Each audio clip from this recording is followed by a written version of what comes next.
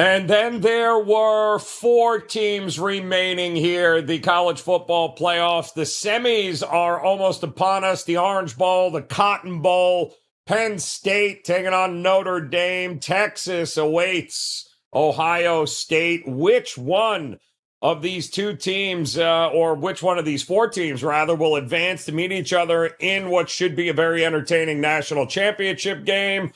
Well, we're going to ask the fellas here, the guys that have been there the entire time, as we welcome back in the Penn. Ralph Michaels in the house, ready to roll, as is Mr. Rob Veno, trying to figure out where this all goes. Interesting futures markets as well, as Ohio State remains the clear favorite at minus 110, minus 115. Some interesting prices on everyone else, but let's see what these guys think about who's going to advance. And Ralph, I'll kick it to you first here with the Orange Bowl. On Thursday, I'll be there. Penn State taking on Notre Dame. Both fan bases already invading South Florida. I'll tell you that right now, Ralph. It should be a whole lot of fun, but the question is, man, look at the total in this game versus the total in the Cotton Bowl here. Defense wins championships. Which defense wins this game? Hold on, Joe. Let me check my phone. No, I did not get a message from you with an invite to the Orange Bowl with a ticket. Yeah. So, being down here in South Florida, maybe it got lost in spam or something. I'll check my email later. Let's talk defense and offense and body of work. One thing I've talked about a lot on these shows is, with 134 college football teams, you can't always quantify who's the best offensive, who's the worst offensive, because it's based on your strength of schedule. But when you look at what teams did against their opponents' averages, Penn State's offense was number 13, very good. They averaged 83 yards per game more than their opponents allowed. Their defense was number 4, holding opponents to 97 yards per game. Notre Dame, number 31 on offense. So their offensive numbers were not impressive. And you look against Georgia, they averaged 294 yards. Defense was number 6. But I will say this, strength of schedule, Notre Dame has played by far the weakest schedule among these teams. I have Texas with the toughest schedule at number 15, Ohio State number 2 at 26, Penn State number 3 at 35, and Notre Dame's only played the number 54 schedule. And to show you how beneficial they were against those teams that had a winning record, they were plus 11 turnovers. So they have not even been tested. Then you look at what they did in the playoffs. I do not consider them being at home against Indiana being tested. Yes, they finished with a 116-yard edge and they won by 10. You play Georgia. Georgia was without their quarterback. I consider them not being tested again. Same thing, though, with Penn State. That's the problem here. We have 2 teams in very similar situations. Penn State played no Power 4 teams. Yes, you can consider SMU a Power 4 team because they were an ACC team this year. But remember, this is the first season they recruited as a Power 4 team, so they don't have the offensive line and defensive line and that depth that you get after they'll be in the ACC for a few years to help build that roster into a legitimate Power 4 roster. When I look at the matchups, Penn State really changed the way they play offense. They went to a 12 personnel for the Ohio State game, and since then, prior to the Ohio State game, they averaged only about 12% of their plays being in 12 offense. That's 2 tight ends. Since that Ohio State game and in the 2 playoff games, they are number 3, 58% with the double tight end offense. So does that help or hurt? Well, I think the matchup's going to be unique because we know they're going to count on their tight end, Penn State. We know they have 2 running backs that are very good in Singleton and Allen, but we also know Notre Dame's pass defense can rush. So to me, circle Penn State's tight end as the number 1 key matchup in this situation. I'm going to say I like under in both games. We've never been in this situation. Teams have never had to play multiple games, then prep for a third playoff game. I think you're going to start off the game running the ball, be conservative, don't make mistakes. I mean, you look at Notre Dame, they ran the ball 37 times against Georgia. They only let Riley Leonard throw the ball 24 times. Penn State ran the ball 41 times, only threw the ball 25 times. I like Penn State because their offense can do more against the Notre Dame defense. I think the Penn State defense can slow down Notre Dame. So give me under first half. I lean under full game, and I like Penn State. Ooh, man, with my own heart, looking at half a game here, first half under. Ralph, does it concern you, and I'll ask Rob this as well, but Ralph, does it concern you, Notre Dame, of course, had to be pushed back because of the tragedy in New Orleans, so that's even, less rest now for them. Jeremiah Love, still banged up. They already lost Riley Mills to injury in that first game, so they're clearly not 100%, and yet it feels like Penn State pretty much has their full complement. But that extra day, does it matter to you at all? I don't think so, Joe, because you still have a traditional week off.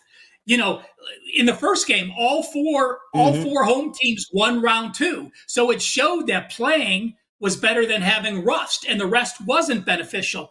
As long as you have a legitimate, normal 7-day period to run your routines, I don't think it's going to affect you that Penn State had, an extra 30 hours of rest relative to Notre Dame?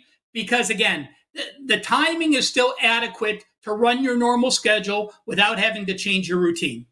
I think Penn State played that, Thursday?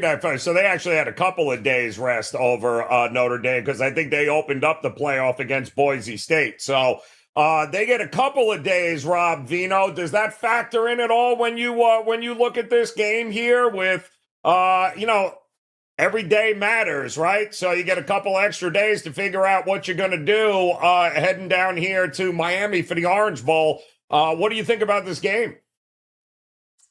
Yeah, I mean, Ralph covered a lot of it. They're like mirror images. It's so hard to separate these two. I will say this. I was more interested than anything the last few days, except for the health of Abdul Carter, the rush end for Penn State, and the health of Howard Cross, the defensive lineman, pass rush defense. Both guys are going to go first round NFL. Both guys are huge.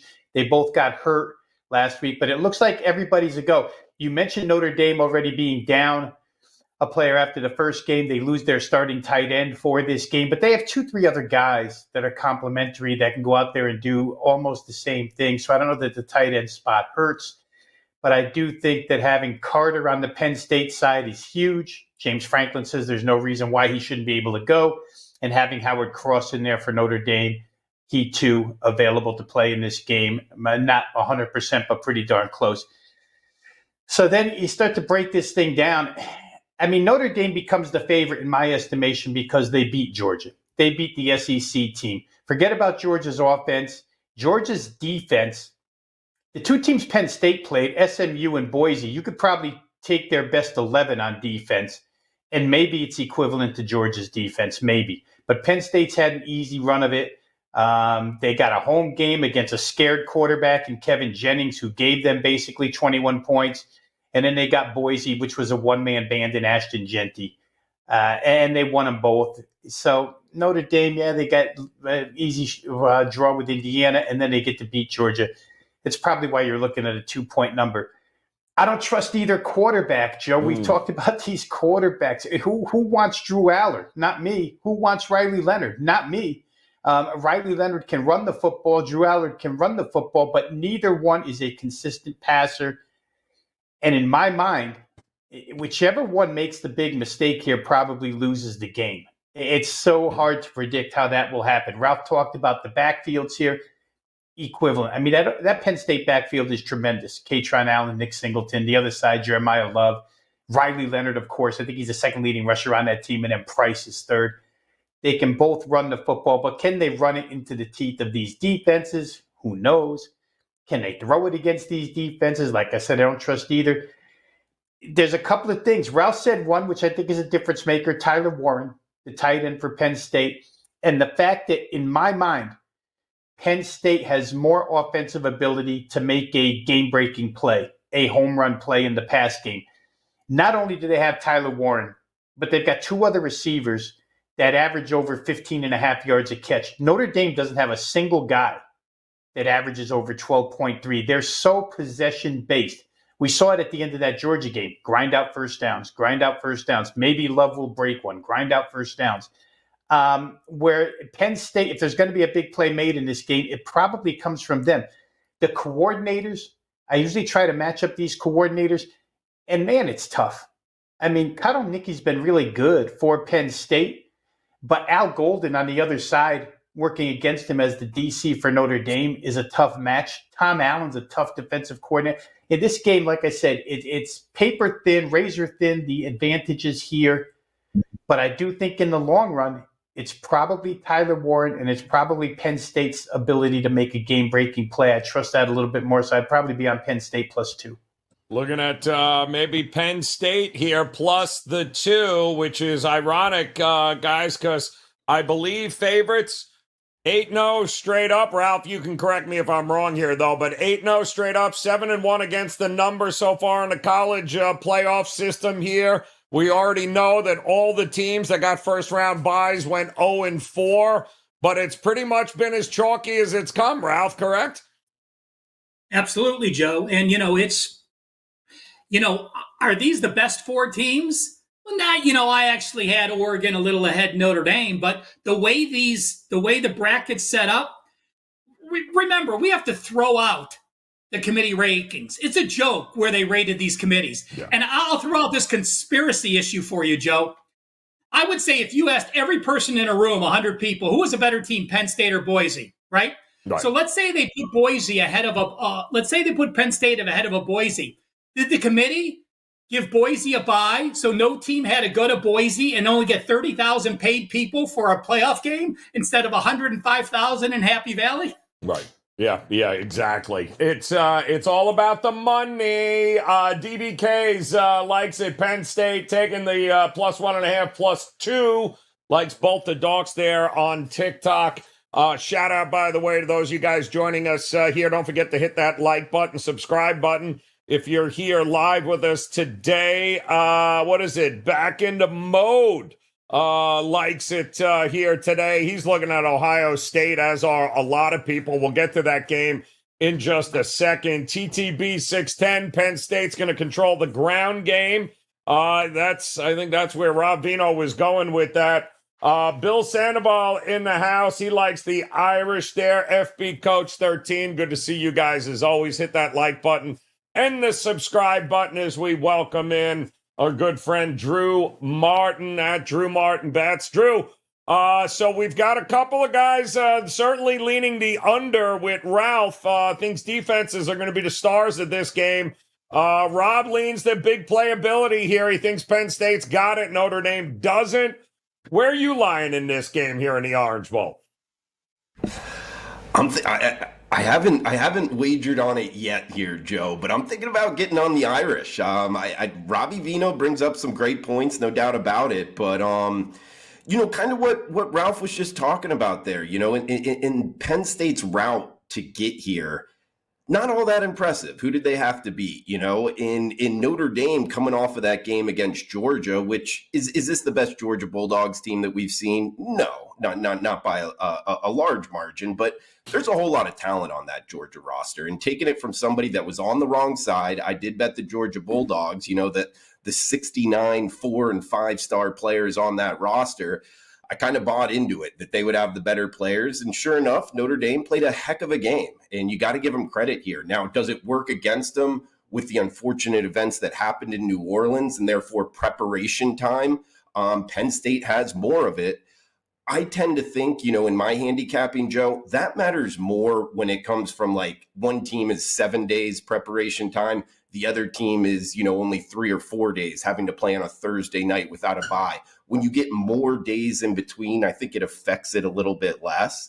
Overall, -2 here, Notre Dame near a competitive price tag. This is going to be a tough ticket to get down there in South Florida, not far from where you're talking right now, Joe. Yep. I just think Notre Dame is playing the better football right now. 10 straight wins and covers, meaning if you bet on the Irish here, the last 10 games, you've won all of them against the spread. They've been very underpriced. You can buy them cheaply here, and I would kind of correlate that with -2 right now. I would not be surprised if they take more money before kickoff if this starts to flirt with 3. I think Notre Dame's the side here in the Orange Bowl, Joe. Yeah, I'm so glad. You guys are great. Each one of you have given a different side and a different reason. We got a couple of unders in the first half of the game. Drew leaning towards Notre Dame. Veno leaning towards Penn State. Hope that clarified everything for you guys. Hope you feel better about your pick right now. Also, let me big shout out. The question in the chat room is interesting. Which coach do we trust here? What are you thinking, Veno? Which one of these do you trust in this one? Well, that's why I just raised my pen, Joe, because we just went around the table. Everybody talked for 10 minutes, and nobody spit out James Franklin's name, right? All of a sudden, James Franklin. And it's interesting. He beats SMU. No big deal. He beats Boise State, I think in all of our minds, no big deal on a neutral field. But yet somehow he seems to feel vindicated walking around talking about how he won a big game and everybody needs to be quiet. You know, this is the big game. For them, this is the game. If he can get past Notre Dame, some of that pressure is going to be relieved. I was with a host of Penn State alum over the weekend, little night out Saturday night. And a lot of them had avoided the second game, the trip to Arizona to play Boise, because they figured they're going to get past that and we're going to go and see this game against Notre Dame. So the fan base, which generally doesn't like him, is counting on him to come through here. But it's interesting you say that. Which coach do you trust more? Honestly, Marcus Freeman, in my mind, I would trust more, even though I think Penn State's got bigger pass play ability down the field. I would think that Marcus Freeman is certainly the more trustable. Well, there we go. I slap my wee likes the Chargers. Just threw that out there because I got to compliment the guy on the name. That is outstanding. The internet never loses there. Outstanding stuff. Also, Eric D in the house. He likes Penn State. Always a pleasure to see you there. Phil Gray hanging out with us on TikTok. Good to see you guys. Don't forget, hit that follow button, like button, or subscribe button. Become part of that WagerTalk TV family. We will throw out, by the way, Bill, a side here on this game coming up tonight with Montana State and shocker, North Dakota State in for the championship game again. But let's get to Ohio State and Texas. Boy, there was no doubt that we were, as soon as Ohio State just absolutely trucked Oregon, you had to know the entire world recency bias was going to kick in here, Ralph, and run to bet Ohio State. Some people believe the market's gone a little crazy. Some people think this number might get up to a touchdown, that the public is just going to be all over Ohio State, the values with Texas, but there are a lot of people that don't think this number is going to be anywhere near high enough for the ass whooping the Longhorns are going to get here. So the answer is usually somewhere in the middle there, Ralph. What are you thinking we're going to get in this one? I would say this, Joe. My line was Ohio State 7, but I'm going to add a caveat. If you say we're going to take Ohio State and play the perfect game, and we're going to take the Lexus Longhorns and have them play the perfect game, the Buckeyes are probably a 13-point favorite in that case. The talent they have on offense and defense with the NFL players they have, their upside is so much better. So deservedly so, they are the favorite to win this. You know, and I read a great article on I think it was Pro Football Focus, you know, when they broke down this game. And two things I want to point out that I give them a lot of credit. You know, during that Michigan game, you know, we saw Ohio State try to run the ball, 26 times for 77 yards. And they did nothing. But what we've seen him do recently is zone blocking and outside schemes getting away from Chip Kelly's normal offense. He made the progression and made those changes in the last two games to become as good as they did. And on the defensive side of the ball, Jim Knowles completely changed it all. And let me just find this number here from them. The Buckeyes traditionally run a Tampa 2 defense. So, you know, you've got two incredible safeties with Downs and Ransom.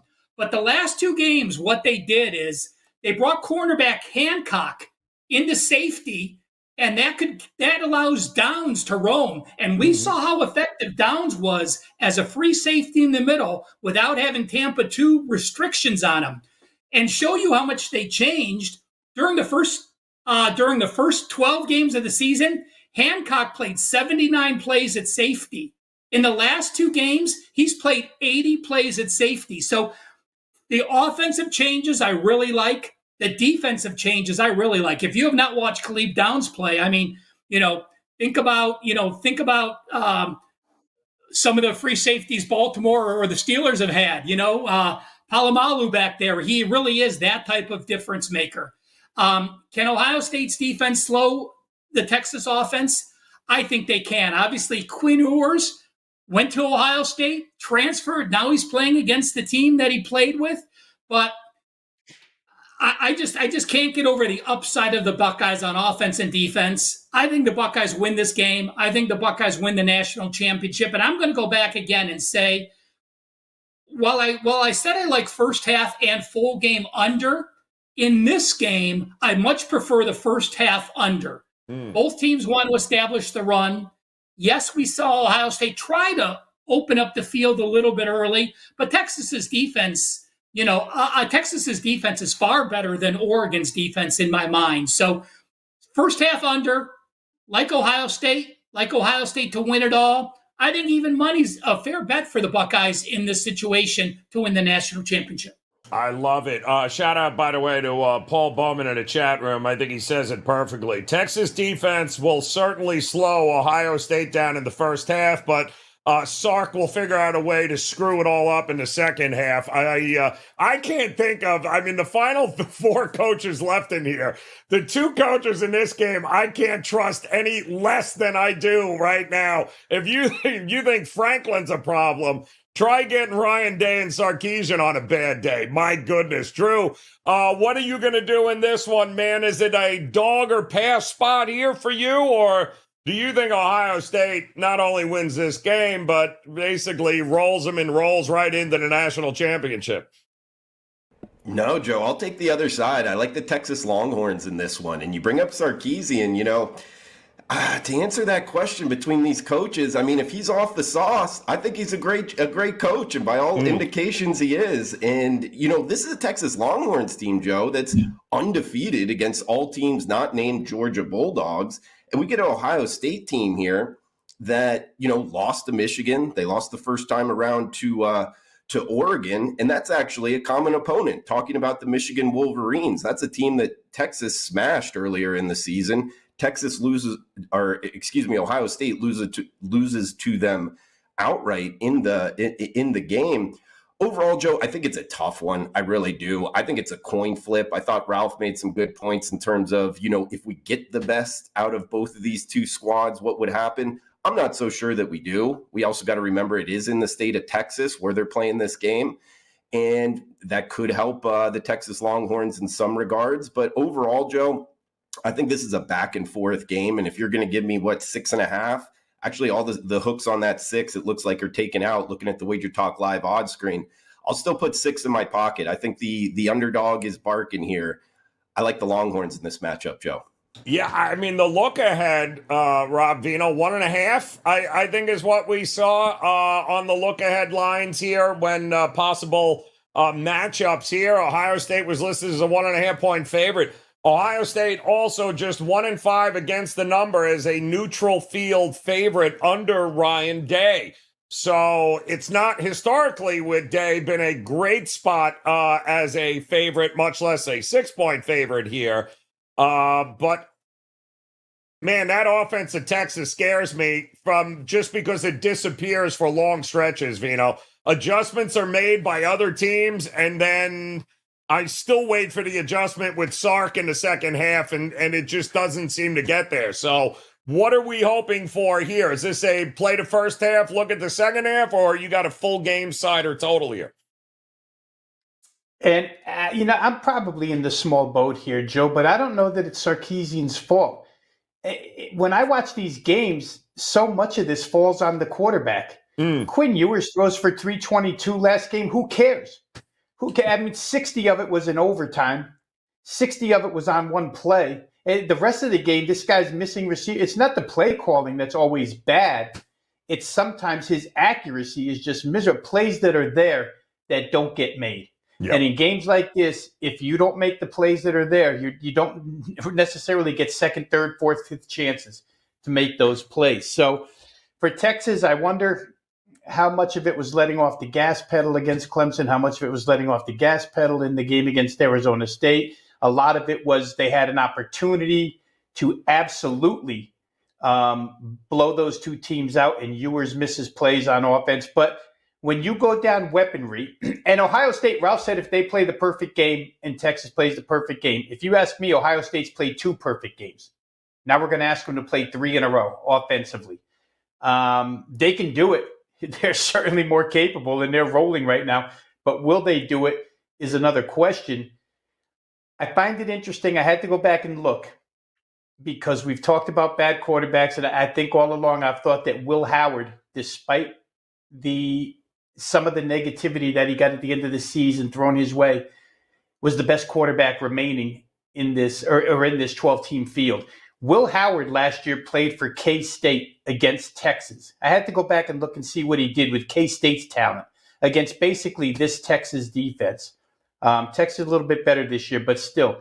Will Howard went 26 of 41, 327 yards, 4 TDs, and pushed that game into overtime. Texas wins 33-30. So Will Howard, they both know each other. Texas knows him. He knows them. It's an interesting matchup.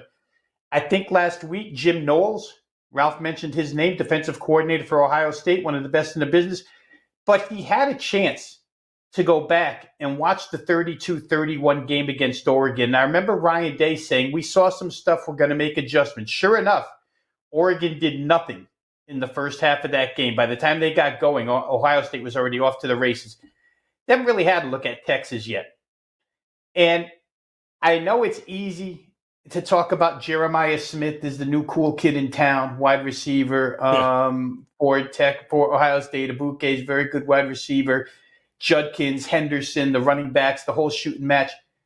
But Texas is not void of big playability. We saw Silas Bolden take a kick back for a touchdown. Isaiah Bond was an Alabama wide receiver, definite deep threat.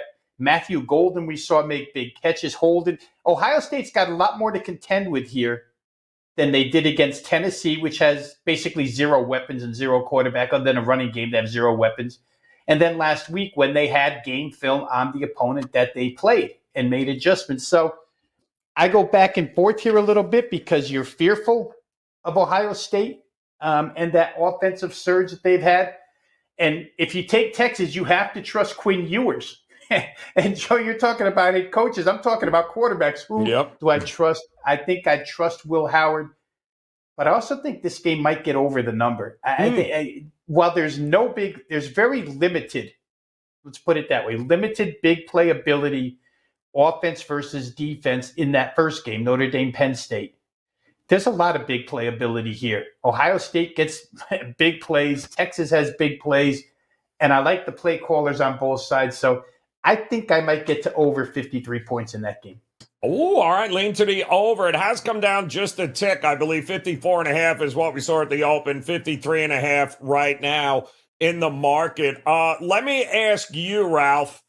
My fear with Ohio State here is that for half the season, their entire goal to me seemed to be making sure they get even with Oregon and kick the living snot out of them. It's what they wanted in the Big Ten championship. They thought they were going to get it there, and they were asleep at the wheel there and looked past Michigan and didn't get it. Then it seemed like everything they've done, the celebration, the quotes coming out of Oregon. I'm just worried that has always been the focus, and now that they've done that with no history against Texas, are we looking at a possible letdown here at some point in this game? Joe, I said this either on the show last week or on another show. I think the loss to Michigan was the best thing that could have happened to Ohio State. Maybe they did have that goal. And had they beaten Michigan and then got past Oregon, maybe this would have been the end all to the season. But them having lost to Michigan, being completely embarrassed for a 4th straight season, having the quarterback, having your coach on the chopping block, had they lost to Tennessee, let's admit it, Ryan Day would have been gone. Yeah. So, now Texas lost to Georgia, but they were in, either way. And Ohio State was in either way. But there are times that a bad loss late in the year is a positive, and I think that is the case for the Buckeyes this year.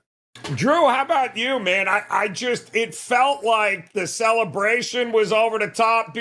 Like everything about those guys at Ohio State, it was all about get back at Oregon. We shouldn't have lost that game. We want Oregon. We want Oregon. We want Oregon.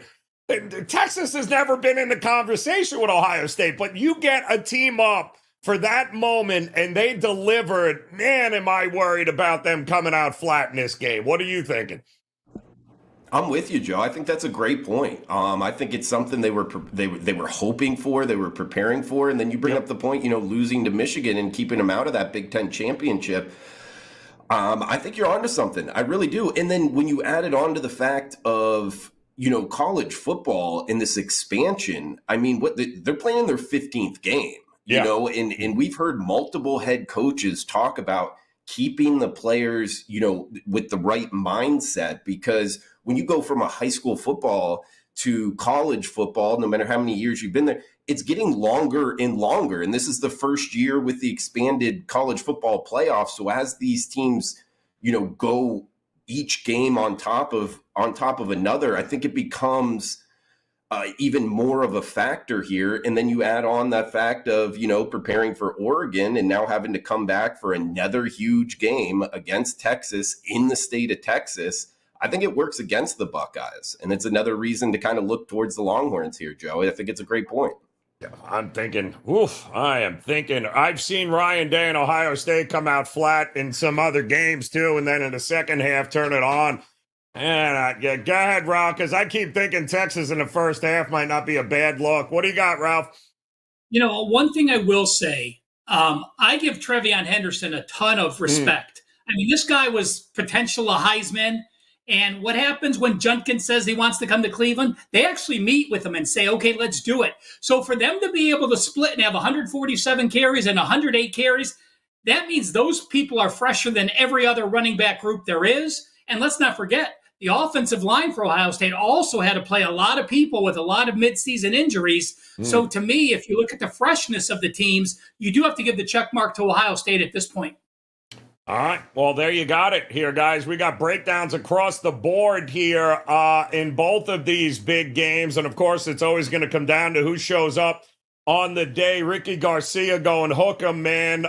Texas all day. Christopher Nelson says Buckeyes got this in the bag on Friday. So Dilbert likes Texas. I got to tell you, the chat room is across the board, except Paul Bowman.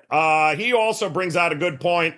That keep an eye out for what group of referees are in this game here. Which conference are they coming from in this Ohio State, Texas? And maybe they'll let these two top 5 defenses play a little bit and stop throwing flags all over the place. That would be a pretty good idea as well here. But the bottom line is that we are a couple of days away from the big game. Plenty of opportunity still to hop on board and partner up with Ralph, Drew, or Rob Veno over at WagerTalk.com. I would highly suggest you guys do that. Visit them now. Their pages as best bets will be locked and loaded for these two games, as well as a possible national championship play coming up, depending on who wins these games in the front. Don't forget, hit that like button, hit that subscribe button. Don't forget to come back and join us again tomorrow. We'll have, I believe, Teddy Covers, Brian Leonard in the house here, and possibly a double R1L Steve Merrill sighting, as we'll do more of a breakdown of these two games and get their opinions on them. And then, of course, we'll be back for a national championship preview as well. Shout out to Paul Bowman, FB coach, back in the mode. Good to see you guys. Always a pleasure that you're hanging out with us here all throughout the season. We'll have much more still to go, as we've got to crown a national championship first, and hopefully we'll get you on the right path to cashing a few tickets. Appreciate the time, guys. Best of luck with the plays tonight. We'll talk to you again soon here on the College Football Kickoff Show.